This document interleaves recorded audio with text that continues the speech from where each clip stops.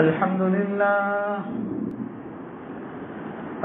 لله الذي لم يزل ولا يزال حيا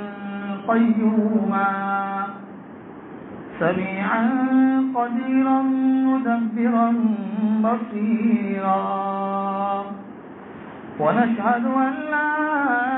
إله إلا الله وحده لا شريك له ونشهد أن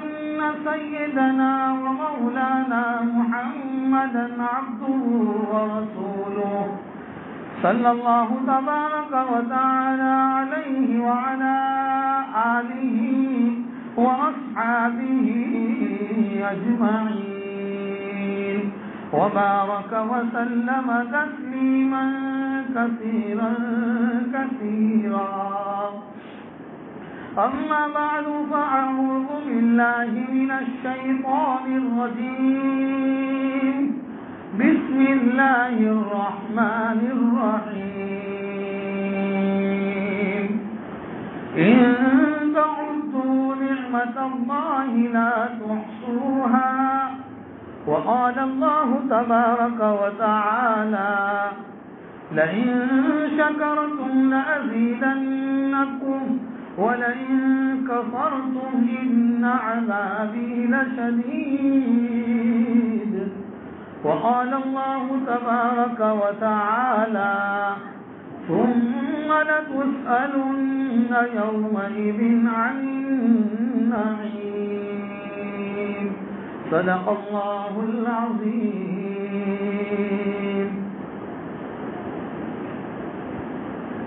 حق تعالی جل شانہ نے اس روئے زمین پر دنیا میں مجھے اور آپ کو بے شمار نعمتوں سے مالا مال فرمایا ہے. دنیا میں آنے والا ہر انسان یہ سمجھتا ہے کہ بہترین کھانے کی چیزیں ہو، رہنے سہنے کے لیے بہترین مکان کا انتظام ہو، سفر کرنے کے لیے بہترین گاڑی اور سواری ہو، تو سمجھتا ہے کہ یہ بہت بڑی نعمت ہے. حالانکہ دیکھنے جائیں تو میرے اور آپ کے بدن کا ہر بال یہ اللہ جل شانہ کی بہت بڑی نعمت ہے. ایک سانس اندر میں جاتا ہے باہر نکلتا ہے، یہ اللہ کی بہت بڑی نعمت ہے. جب تک یہ سانس ہماری چلتی ہے اور سانس کا نظام چلتا رہے گا، ہم دنیا کی نعمتوں سے مالا مال اور دنیا کی نعمتوں سے فائدہ اٹھاتے رہیں گے. لیکن جس گھڑی اور جس سیکنڈ میں یہ سانس کا چلنا رک گیا، بند ہو گیا، تو پھر یہ ساری نعمتیں ہونے کے بعد بھی کوئی ہمیں زندہ نہیں کر سکتا ہے. کہ دنیا کی ہر ایک نعمت اللہ تعالیٰ نے عطا فرمائی، وہ ساری کی ساری نعمت ہے. اس موجودہ دور میں انسان خدا کی نعمتوں کو استعمال کرتے کرتے اپنے رب کا اتنا باغی اور اتنا نافرمان ہو گیا اور اتنی غفلت والی زندگی میں آ گیا کہ وہ خود بھول گیا ہے کہ مجھے اس دنیا کے اندر کیوں بھیجا گیا ہے، میرے دنیا میں آنے کا مقصد کیا ہے، دنیا میں مجھے میرے رب نے کیوں بھیجا ہے. میں اپنے گھر سے کسی کام کے بغیر اور کسی مقصد کے بغیر نہیں نکلتا. یہ ساتوں آسمان اور زمین اور دنیا کی ساری مخلوقات کا نظام جو بنایا اور کہا آسمان تیرے لیے ہے، زمین تیرے لیے ہے، دنیا کی ندی نالے پہاڑوں کا نظام، یہ ہواؤں کا نظام، دنیا کی ساری مخلوقات، یہ انسان تیرے لیے ہے اور تو میرے لیے ہے. لیکن میرے اور آپ کے آنے کا مقصد کیا ہے، کہ مجھے اور آپ کو کیوں بھیجا گیا ہے؟ کیا صرف کھانے پینے کے لیے؟ کیا صرف دنیا کی عیاشی کرنے کے لیے؟ کیا دنیا کے اندر دنیا کی نعمتوں سے فائدہ اٹھا کر اس رب کی نعمت کی ناشکری کرنے کے لیے؟ کہ اس رب کو بھولنے کے لیے کتے کو ایک روٹی کا ٹکڑا دیا جاتا ہے، وہ مالک کا وفادار بن جاتا ہے، دوسرے دن واپس آتا ہے اور مالک اس کو روٹی کا ٹکڑا نہیں دیتا، وہ اپنے دم کو ہلاتا ہوا اس مالک کی چوکھٹ کے پاس آ کر کھڑا رہ جاتا ہے، وہاں بیٹھ جاتا ہے، اپنی گردن کو وہاں رگڑتا ہے، اپنی دم کو ہلاتا ہے اور مالک آج ڈنڈا نکالتا ہے. لیکن وہ اپنی زبان حال کے ذریعے سے وہ اس مالک کو یہ کہتا ہے، مالک آج تو مجھے روٹی کا ٹکڑا دے یا نہ دے، لیکن یہ بات پکی ہے کہ کل تو نے روٹی کا ٹکڑا دیا تھا، اس لیے میں تیری شوقت کا میں دھوکے باز نہیں ہو سکتا ہوں، میں تیرا وفادار ہوں اور تیری حفاظت کے لیے یہاں آیا ہوں، چاہے تیری سمجھ میں آوے یا نہ آوے۔ تو یہ رب نے مجھے اور آپ کو اس دنیا میں بھیجا ہے ایک مقصد کے خاطر، حالانکہ میرے اور آپ کی عبادات کے ذریعے سے اللہ کی ربوبیت میں اور اس کی وحدانیت میں، اس کی کبریائی میں کوئی بڑھوتری ہونے والی نہیں۔ اگر میں اور آپ یہ سمجھتے ہیں، اگر میرا اور آپ کا یہ گمان ہے، میرا اور آپ کے یہ جذبات ہیں کہ اگر میں کام کروں گا، میں عبادت کروں گا، میں نمازیں پڑھوں گا تو اللہ کی ربوبیت میں کوئی بڑھوتری ہو جائے گی، نہیں۔ کعبۃ اللہ جو مکۃ المکرمہ میں ہے، اس کعبہ کے اوپر میں آسمانوں پر ایک دوسرا کعبہ ہے، اس کو بیت المعمور کہا جاتا ہے، ایک فرشتہ ایک مرتبہ چکر لگا لیتا ہے، قیامت تک دوسری مرتبہ اس فرشتے کی باری نہیں آتی۔ اگر میری اور آپ کی عبادت ہی خدا کو مقصود ہو تو پھر فرشتے ہیں جو قیام میں ہیں، جو رکوع میں ہیں، کوئی سجود میں ہے، کوئی دعاؤں میں ہے، کوئی کس حال میں ہے، وہ خدا جانتا ہے۔ لیکن خدا نے جو نعمتیں دی ہیں، رب نے جو نعمتیں دی ہیں، آدمی اس نعمتوں کا صحیح استعمال کرے۔ میری اور آپ کی دنیا کی یہ زندگی بہت مختصر زندگی ہے، اس مختصر زندگی میں خدا نے جس بندے کو جو نعمتیں دی ہیں، آدمی سمجھتا ہے نہیں یہ بڑے پیسے والا، بڑا مالدار ہے، یہ بڑے عہدے والا ہے، یہ دنیا کی عہدے اور دنیا کی مالداری کوئی مالداری نہیں ہے۔ ایک فقیر گلی کوچوں میں بھیک مانگ رہا تھا، مانگتے مانگتے اس نے آواز لگائی، اللہ کے نام پہ کچھ دے دو، میں بڑا فقیر ہوں، محتاج ہوں، غریب ہوں۔ کسی اللہ والے نے یہ آواز سنی تو اللہ والے نے فرمایا کہ تو لکھ پتی ہو کر بھیک مانگتا ہے۔ وہ فقیر کہنے لگا، ارے اللہ میاں کے بدلے میں کہاں مالدار ہوں، میں کہاں یہ عہدیدار ہوں، اور کہاں یہ میں پیسے والا ہوں، میں غریب قسم کا ہوں۔ فرمایا ٹھیک ہے، ایک کام کر، تیرے اندر سے ایک کڈنی نکال کے مجھے بیچ دے۔ کہا یہ کڈنی کتنے کی آئے گی؟ تیرے ایک آنکھ نکال دے، ایک آنکھ کتنے کی آئے گی؟ کہا میں نہیں دے سکتا۔ کہا کیوں نہیں دے سکتا؟ کہا کہ اگر میں تجھے آنکھ دے دوں گا، میں تمہیں اپنی ایک کڈنی نکال کے حوالے کر دوں گا، میں زندگی کیسے گزاروں گا؟ اللہ والے نے سمجھایا کہ دیکھو، چاہے مالداری نہ ہو، چاہے پیسہ نہ ہو، چاہے بڑے بڑے مکانات نہ ہو، چاہے دنیا کی عہدے داری نہ ہو، لیکن تمہارے پاس جو ہے وہ خدا کی نعمتیں ہیں، اس کو نعمت سمجھو، اور اس نعمت کے بارے میں خدا سوال کرنے والا ہے۔ ہر ایک مالدار سے، غریب سے، کالے کلوٹے سے، خوبصورت سے،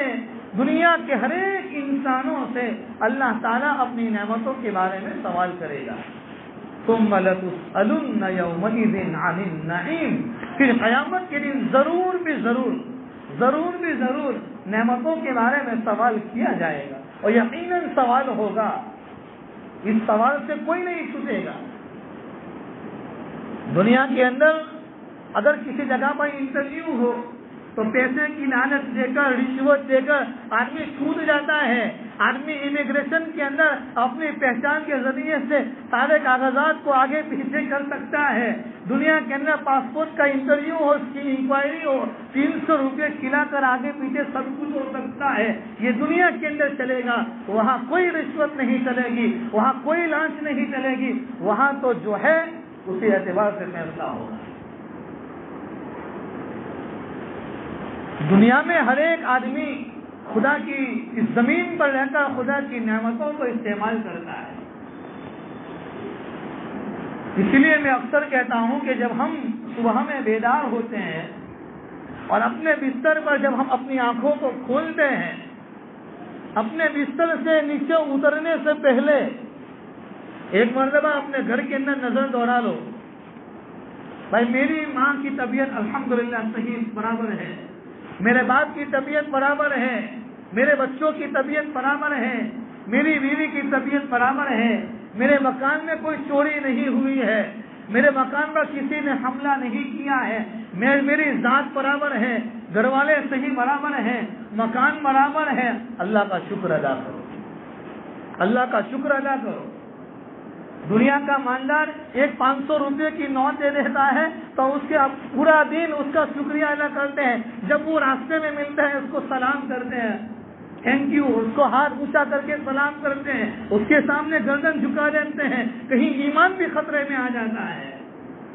اور رب ہمیں نعمتوں پر نعمتیں دیتا ہے۔ ہم رات کو سو گئے تھے، چاہتا تھا وہ ہمیں سونے کی حالت میں اپنے پاس بلا لیتا، ہمیں توبہ کرنے کی توفیق تک وہ نہ دیتا، اور دنیا کے اندر کوئی طاقت نہیں ہے کہ جو توفیق چھین لے تو کوئی توفیق دے سکتا ہو۔ تو صبح میں بیدار ہو، اپنے کمرے میں ہو،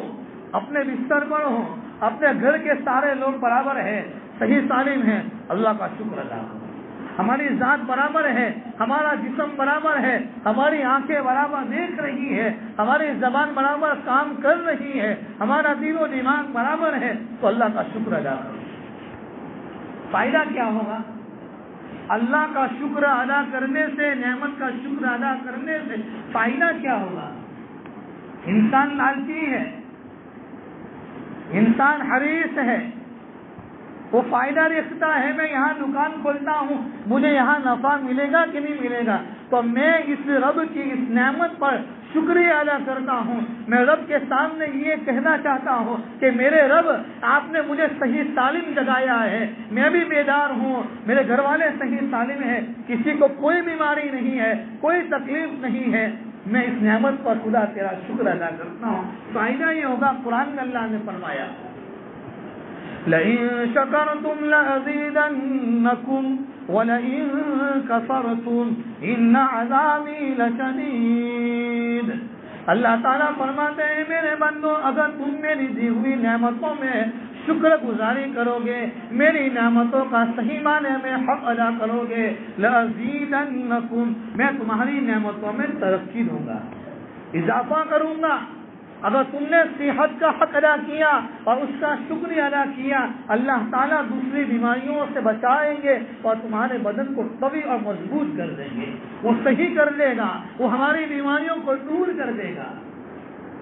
وَلَئِن كَفَرْتُمْ إِنَّ عَذَابِي لَشَدِيدٌ، اگر تم نے میری نعمتوں کو استعمال کر کے ناشکری کی، بغاوت کی، اترا کر چلے زمین پر، میں نے تمہیں مالداری اس لیے دی تھی، دولت اس لیے دی تھی کہ تم اس کے ذریعے سے یتیموں کی مدد کرو، اس کے ذریعے سے غریبوں کی پال پوسی کرو، غریبوں کی مدد کرو، اس کے ذریعے سے بیواؤں کی مدد کرو، اس کے ذریعے سے غریب کے بچے کو پڑھاؤ، اس مالداری کے ذریعے سے غریب کے بچوں کو اسکول میں ایگزام دو، اسکول میں ایڈمیشن دلواؤ اور اس کی مدد کرو۔ یہ میں نے مالداری اور دولت اس لیے دی تھی، نہ کہ اس لیے دی تھی کہ تم اچھے اچھے کھانوں کے اندر زندگی گزار کر عیاشی میں زمین پر اترا کر چلو۔ زمین پر اترا کر چلنا، فخر کے ساتھ چلنا، اسی لیے آدمی جب پہاڑ پر چلتا ہے اور پہاڑ پر چڑھنے کی کوشش کرتا ہے، وہ اپنے سینے کو جھکا کر چلتا ہے، اپنے گردن کو جھکا کر چلتا ہے، وہ پہاڑ کی یہ بلندی یہ اس کو یہ پیغام دیتی ہے، اگر تجھے میری بلندی پر آنا ہے تو یاد رکھنا اپنے آپ کو جھکا کر آنا پڑے گا۔ اگر کوئی دنیا کی مرتبہ چاہتا ہے، دنیا کی بلندی چاہتا ہے اور جنت کی نعمتوں سے نوازنا چاہتا ہے اور جنت کی نعمتوں سے مالا مال ہونا چاہتا ہے اور خدا کا محبوب بننا چاہتا ہے، خدا کا مقرب بننا چاہتا ہے، تو چاہیے کہ ہم اپنے تکبر کو ختم کریں، اپنی بڑائی اور اپنی کبریائی۔ یہ دنیا کی مالداری کوئی مالداری نہیں ہے۔ ابھی کچھ دن پہلے میں نے کسی جگہ پر ایک نیوز میں ایک بات پڑھی تھی کہ ایک جگہ پر اللہ تعالیٰ نے ایک آدمی کو اتنی مال و دولت دی تھی، لیکن ایک بیماری ایسی لگ گئی جس بیماری کی وجہ سے ڈاکٹروں نے ہاتھ اونچے کر دیے اور ان کو کہہ دیا اگر آپ کو زندہ رہنا ہے تو آپ کے پاس ایک ہی راستہ ہے، وہ راستہ یہ ہے آپ کو لکوڈ اور پرواہی چیز کھانا پڑے گا۔ آپ کھانا نہیں کھا سکتے، روٹی نہیں کھا سکتے، چاول نہیں کھا سکتے، آپ کو یہ پرواہی اور لکوڈ چیزیں استعمال کرنا پڑے گا۔ اس نے اپنے پیسے کو ڈھیر کو اٹھایا ہے اور دونوں ہاتھوں سے اٹھا کر لوگوں کے سامنے ایسے پھینک دیا ہے اور دنیا والوں کو بتایا ہے میں اتنا مالدار ہونے کے بعد تو یہ میری مالداری مجھے بیماری سے نہیں بچا سکتی۔ تو جو مالدار ہے یہ مالداری کی نعمت ہے، یہ غریبوں کی مدد کے لیے ہے، یہ بیواؤں کی مدد کے لیے ہے، یہ مدارس کی امداد کے لیے ہے، یہ علماء کی مدد کے لیے ہے، یہ مؤذنین کی مدد کے لیے ہے، ائمہ کرام کی مدد کرنے کے لیے ہے، اور یہ اللہ والوں کی مدد کے لیے ہے۔ اس میں میرا اور آپ کا کوئی اکیلا حق نہیں ہے، بلکہ علماء نے یہاں تک لکھا ہے کتابوں میں کہ ہم نے ایسے آدمی کو دیکھا ہے جو صبح میں 9 بجے اپنے آفس کے اندر ایئر کنڈیشن روم کے اندر بہت آرام کے ساتھ بیٹھا ہوا ہے، جب یہ بندہ ناشکری کرتا ہے، بغاوت کرتا ہے، ہم نے اسی آدمی کو اسی دن شام کو ہم نے مسجد کے دروازے پر کٹورے لے کر بھیک مانگتے بھی دیکھا ہے۔ اس کی رسی جب وہ کھینچتا ہے اور جب وہ اپنی ایمانداری کی رسی کو کھینچ لیتا ہے، آدمی پٹک کے مر جاتا ہے، وہ اس کو بچا نہیں سکتا ہے۔ اس لیے رب کی نعمتوں پر شکر ادا کرنا چاہیے۔ مالدار ہے، اپنی مالداری کے اندر اس کی زکوٰۃ، صدقہ نافلہ اور اس کے علاوہ کار خیر کے اندر نیک کاموں میں اس کی مدد کرنا چاہیے، تاکہ یہ میرے اور آپ کے لیے، یہ ہمیں قیامت تک کے لیے اور قیامت کے میدان کے اندر اور ہمیں جنت میں لے جانے کا ذریعہ بن۔ مال کمانا اور مالداری یہ بری چیز نہیں ہے۔ یہاں ایک بات دھیان سے سمجھے، بڑے بنگلے بنانا، اچھی پراپرٹی حاصل کرنا، پیسے پر پیسے کمانا یہ کوئی بری چیز نہیں ہے۔ بری چیز یہ ہے کہ اس مال کی محبت آدمی کے دل میں گھر کر جاوے اور جس مالداری کی وجہ سے آدمی خدا کے احکام کو چھوڑ دے۔ اسی لیے فرمایا دنیا دار کون ہے؟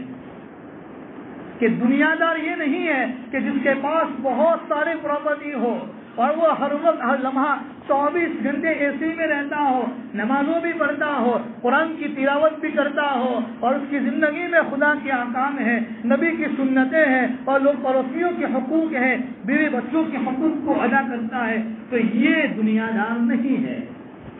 دنیا دار وہ ہے چاہے اس کے پاس 1 روپیہ ہو، چاہے اس کے پاس 10 روپیے ہو، لیکن وہ اپنی زندگی میں خدا کے احکام کو چھوڑ دیتا ہو، وہ نبی کی سنتوں سے دور ہو۔ ہم نے یہ سمجھ لیا یہ پورا مولانا کے پاس بڑا بنگلہ ہے، وہ مولانا تو گاڑی میں گھومتے ہیں، تو آدمی سمجھتا ہے کہ یہ کتنے دنیا دار عالم ہے۔ یہ دنیا دار نہیں ہے، بس دنیا کی نعمتوں سے فائدہ اٹھاؤ۔ یہ دنیا کی نعمتیں خدا نے استعمال کے لیے دی، لیکن ان نعمتوں کے استعمال کرتے ہوئے آدمی اپنے قلب کے اندر، اپنے دل کے اندر کسی کو حقیر نہ سمجھے، کسی کو غریب نہ سمجھے، کسی کو محتاج نہ سمجھے۔ جب وہ دیتا ہے تو وہ لینا بھی جانتا ہے، اور دنیا نے دیکھے ہیں ایسے قصے، دنیا نے دیکھے کہ جب وہ دیتا ہے اور جب بندہ اس نعمتوں کو استعمال کرتے کرتے ناشکری پر اتر جاتا ہے تو اللہ اس نعمتوں کو لے لیتا ہے۔ اس لیے جتنی بھی نعمتیں ہیں آدمی اس نعمت کا حق ادا کرے، شکریہ ادا کرے، ہمیشہ ہر لمحہ۔ آدمی ایک غریب آدمی کو ایک مالدار آدمی مکان بنا دے، کچھ مدد کر دے، تو اپنے گھر کے اندر، محلے میں، رشتے داروں میں، سب جگہ اس کا تذکرہ، اس کی چرچے چلتے ہیں۔ بھائی ہماری بچی کا رشتہ ہوا نا، اس آدمی نے مدد کی۔ اس لیے میں ایک بات خاص طور پر کہ جن کے پاس مال و دولت ہے، جن کو اللہ تعالیٰ نے مالداری اور مال و دولت سے نوازا ہے، کبھی اگر وہ غریب آدمی کی مدد کرتا ہے، یتیم کی مدد کرتا ہے، یتیم کے اوپر سے ایک روایت یاد آ گئی، اللہ کے نبی صلی اللہ تعالیٰ علیہ وسلم نے فرمایا یتیموں کی کفالت کرنے والا کل قیامت کے دن میرے ساتھ اس طریقے سے ہوگا۔ یتیم کی کفالت کرنے والا اللہ کے نبی کے ساتھ ہوگا، تو صرف نبوت کا فرق ہے۔ اس لیے یتیموں کی، محلے میں یتیم ہے، گاؤں میں یتیم ہے، کسی مدرسے میں یتیم بچہ پڑھ رہا ہے، کسی اسکول میں یتیم بچہ کالج کر رہا ہے، کوئی بچہ ہے اسکول میں ہے، لیکن یتیم اس کو کہیں گے جس کے باپ اور جس کا باپ انتقال کر گیا ہو اور بچہ اب نابالغ ہو۔ بچہ بالغ ہو گیا پھر بھی کہیں گے اس کو یتیم ہے، اس کو یتیم نہیں کہیں گے۔ اگر ماں انتقال کر گئی اور بچہ نابالغ ہے، بچی نابالغ ہے، تو اس کو یتیم کہیں گے. اگر باپ کا انتقال ہو گیا نابالغ کی حالت میں تو اس کو یتیم کہیں گے. تو ہمارے پاس مالداری ہے، دولت ہے، اگر ہمارا کوئی جگہ پر ہماری کوئی پہچان ہے، ہماری وجہ سے ایک بات یاد رکھو، صرف مالداری ہونے پر کسی کی مدد کرنا یہ بھی نہیں.